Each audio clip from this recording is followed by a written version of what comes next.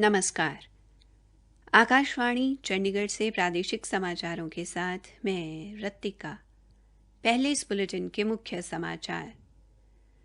भारतीय खाद्य निगम ने प्रधानमंत्री गरीब कल्याण अन्न योजना के तहत देश में 70 लाख टन से अधिक खाद्यान्न की निःशुल्क आपूर्ति की है। देश में अब तक कोविड वैक्सीन की 24 करोड़ 93 लाख खुराक दी जा चुकी है। हरियाणा में स्वामित्व योजना का कार्य आगामी 90 दिनों में पूरा करने का लक्ष्य रखा गया है और हरियाणा में आज 90,000 लोगों को कोविड वैक्सीन का टीका लगाया गया।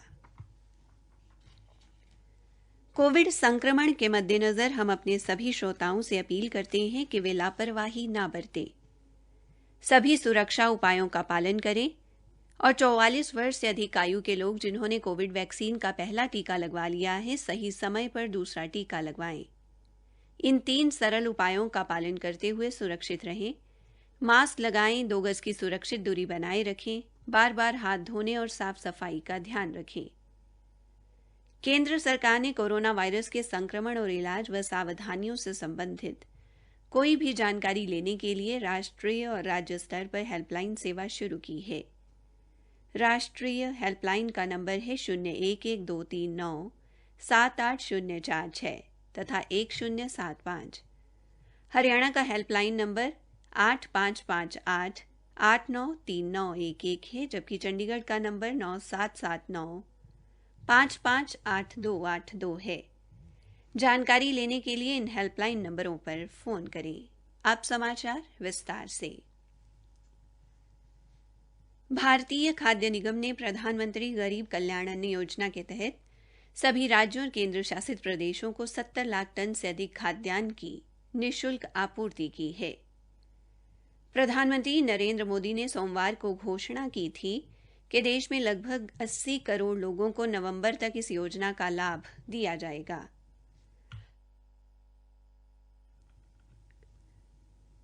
इस योजना के तहत राष्ट्रीय खाद्य सुरक्षा अधिनियम 2013 के अंतर्गत प्रत्येक लाभार्थी परिवार के सदस्य को प्रति माह 5 किलोग्राम चावल या गेहूं निःशुल्क उपलब्ध करवाया जाता है। उपभोक्ता मामले मंत्रालय ने कहा है कि 13 राज्यों और केंद्र शासित प्रदेशों ने इस वर्ष मई और जून महीने के लिए आवंटित पूरा अनाज उठा लिया है। इनमें आंध्र प्रदेश, अरुणाचल प्रदेश, चंडीगढ़, गोवा, केरल, लक्षद्वीप, मेघालय, मिजोरम, नागालैंड, पुडुचेरी, पंजाब, तेलंगाना और त्रिपुरा शामिल हैं। प्रधानमंत्री नरेंद्र मोदी परसों सोमवार को मारुस्थलीकरण, भूक्षरण और सूखे पर उच्च स्तरीय संवाद के दौरान संयुक्त राष्ट्र में मुख्य भाषण देंगे। संयुक्त राष्ट्र में भारत के स्थायी मिशन ने कहा है कि प्रधानमंत्री मारुस्थलीकरण को रोकने के लिए संयुक्त राष्ट्र सम्मेलन के 14वें सत्र की अध्यक्षता करेंगे और वर्चुअल माध्यम से अपना भाषण देंगे। इस उच्च स्तरीय संवाद में मारुस्थलीकरण, भूक्षरण और सूखे को रोकने के लिए हुई प्रगति का जायजा लिया जाएगा।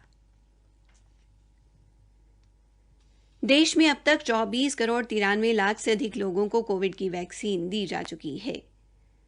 केंद्रीय स्वास्थ्य मंत्रालय के अनुसार कल 31.5 लाख से अधिक लोगों का टीकाकरण किया गया, जिनमें से 28,48,000 से अधिक लाभार्थियों को कोविड से बचाव का पहला और 3 लाख से अधिक लाभार्थियों को दूसरा टीका लगाया गया। काबिले गौर है कि देश में 16 जनवरी को विश्व के सबसे बड़े टीकाकरण अभियान की शुरुआत की गई थी। टीकाकरण अभियान के तीसरे चरण की शुरुआत से लेकर अब तक 37 राज्यों और केंद्र शासित प्रदेशों के 3 करोड़ 79 लाख से अधिक लाभार्थियों का टीकाकरण किया जा चुका है। देश में उपचाराधीन कोविड मरीजों और संक्रमण के नए मामलों की संख्या में महत्वपूर्ण कमी दर्ज की जा रही है। केंद्रीय स्वास्थ्य एवं परिवार कल्याण मंत्रालय के अनुसार कुल संक्रमित मामलों में से मात्र 3.68% कोविड मरीज उपचाराधीन हैं। मंत्रालय ने बताया कि बीते 24 घंटों में उपचाराधीन मरीजों की संख्या में 40,000 से अधिक की कमी आई है और देश में इस समय 10,80,000 से अधिक कोविड मरीज उपचाराधीन हैं। देश में कोविड मरीजों के स्वस्थ होने की दर 95.07% हो गई है और अब तक 2,79,00,000 से अधिक मरीज कोरोना संक्रमण से निजात पा चुके हैं। देश में बीते 24 घंटों में कोविड-19 के 84,332 नए मामले सामने आए हैं, जो 70 दिनों के बाद सबसे कम संख्या है। केंद्रीय सूचना एवं प्रसारण मंत्री प्रकाश जावड़ेकर ने कहा है कि योग स्वस्थ और सुखी जीवन जीने का एक तरीका है और सरकार समाज के सभी वर्गों के बीच योग को बढ़ावा देने का प्रयास कर रही है। आयुष मंत्री किरण रिजिजू ने नमस्ते योगा ऐप के बारे में जानकारी देते हुए कहा कि इसे लोगों के लिए एक सूचना मंच के रूप में तैयार किया गया है। आयुष मंत्रालय ने बताया कि नमस्ते योगा का उद्देश्य योग के बारे में जागरूकता बढ़ाना और इसे ज़्यादा से ज़्यादा लोगों के लिए सुलभ बनाना है। मंत्रालय ने कहा कि सामान्य योग नियमों के विभिन्न पहलुओं पर आधारित 10 दिन तक चलने वाला एक धारावाहिक आज से शुरू किया जा रहा है, जिसे 21 जून तक डीडी इंडिया चैनल पर शाम 7 बजे से प्रसारित किया जाएगा। यह धारावाहिक मोरारजी देसाई राष्ट्रीय योग संस्थान द्वारा तैयार किया गया है। प्रादेशिक समाचार आकाशवाणी चंडीगढ़ से प्रसारित किए जा रहे हैं। बाकी समाचार इस अंतराल के बाद।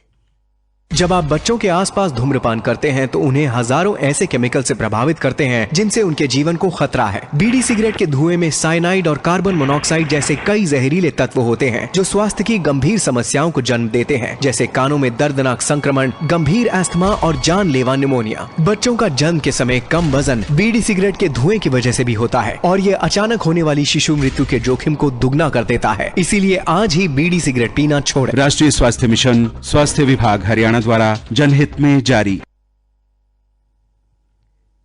हरियाणा के वित्त आयुक्त और राजस्व एवं आपदा प्रबंधन विभाग के अतिरिक्त मुख्य सचिव संजीव कौशल ने कहा है कि प्रदेश में स्वामित्व योजना का कार्य आगामी 90 दिनों में पूरा करने का लक्ष्य रखा गया है, ताकि जल्द से जल्द इस कार्य को पूरा करके गांवों को लाल डोरा मुक्त किया जा सके।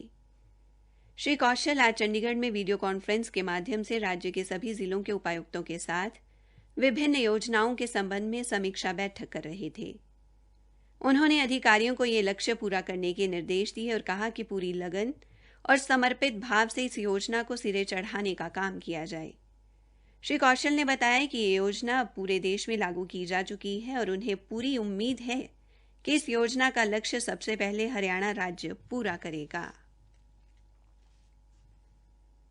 केंद्रीय सामाजिक न्याय एवं अधिकारिता राज्य मंत्री कृष्ण पाल गुर्जर ने प्रधानमंत्री ग्राम सड़क योजना के अंतर्गत पलवल के गांव बड़ोली में रहीमपुर चांदहट को जाने वाली सड़क के पुनर्निर्माण कार्य का शुभारंभ किया। इस अवसर पर श्री गुर्जर ने कहा कि लगभग 6 करोड़ 55 लाख रुपए से बनने वाली इस सड़क की लंबाई लगभग 10 किलोमीटर होगी और इसे 5.5 मीटर तक चौड़ा कर और मजबूत किया जाएगा। हरियाणा में आज लगभग 710 स्थानों पर 90,000 लोगों को कोविड वैक्सीन का टीका लगाया गया। प्रदेश में अब तक लगभग 64,85,000 नागरिकों का टीकाकरण किया जा चुका है। फरीदाबाद जिले में आज 6,337 और पंचकुला में 2,362 लोगों को कोविड की वैक्सीन दी गई। भारतीय पहलवान विनेश फोगाट ने महिलाओं की 53 किलोग्राम भार वर्ग की फ्री स्टाइल प्रतियोगिता में यूक्रेन की क्रिस्टीना बेरेजा को हराकर पोलैंड रैंकिंग श्रृंखला में स्वर्ण पदक हासिल किया है। उनके इस सफल प्रयास से 23 जुलाई से शुरू हो रही ओलंपिक खेलों में भी उनकी रैंकिंग में सुधार होने की संभावना है। आज विश्व बाल मजदूरी निषेध दिवस है। इस वर्ष इस दिवस का थीम अभी कार्रवाई करें, बाल श्रम समाप्त करें रखा गया है। विश्व बाल मजदूरी निषेध दिवस के अवसर पर यूनिसेफ और अंतर्राष्ट्रीय श्रम संगठन द्वारा जारी एक रिपोर्ट में कहा गया है कि विश्व भर में बाल श्रमिकों की संख्या बढ़कर 16 करोड़ हो गई है। कोविड-19 महामारी ने लाखों लोगों को गरीबी के कगार पर पहुंचा दिया, जिसका सीधा संबंध बाल मजदूरी के साथ है। केंद्रीय महिला एवं बाल विकास मंत्री स्मृति ईरानी ने बाल मजदूरी की समस्या से निपटने के लिए प्रतिबद्धता को और सुदृढ़ करने का आग्रह किया। उन्होंने कहा कि हर बच्चे को शिक्षा और खुशहाल बचपन का अधिकार है। मंत्री ने कहा कि जनभागीदारी से हम सुनिश्चित कर सकते हैं कि हमारे बच्चों को वो बचपन मिले जिसके वो हकदार हैं। इसी के साथ प्रादेशिक समाचार समाप्त हुए।